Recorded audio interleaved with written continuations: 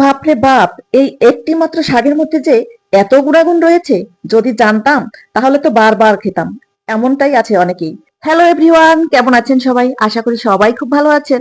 আমিও ভালো আছি। তাই তো আজকে রান্না করব থানকুনি শাক শিং মাছ দিয়ে। যারা কিনা এখনো এই থানকুনি শাক কিভাবে খায় সেটা জানে না, কিন্তু আমি আজ রান্না করব শিং মাছ দিয়ে থানকুনি শাক। এটা কিন্তু ভীষণ উপকারী। তাই তো বাজার থেকে নিয়ে আসলাম 2 মুঠা থানকুনি শাকের উপকারীর কথা একটু জেনে যান। সত্যি বলছি, এটার উপকারিতা এমনই, যদি জানেন তাহলে কিন্তু বারবার খাবেন। প্রথমেই বলি, এই পাতা খেলে জ্বর কমায়, গ্যাস্ট্রিক দূর হয়, পেটের আলসার এবং খুসখুসে কাশির উপশম ঘটে, আমাশয় ভালো হয়, লিভারের সমস্যা দূর করে, শরীর থেকে টক্সিন বের করে দেয়, রোগ প্রতিরোধের ক্ষমতা বাড়ায়।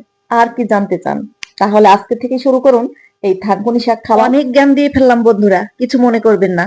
আসলে সবকিছু জানা দরকার আমাদের। এখন চলে যাচ্ছি রান্নায়। প্রথমে শিং মাছগুলো ভালো করে ভেজে নিলাম, আর এর মাঝখানে দিয়ে দিলাম রসুন ফোড়ন।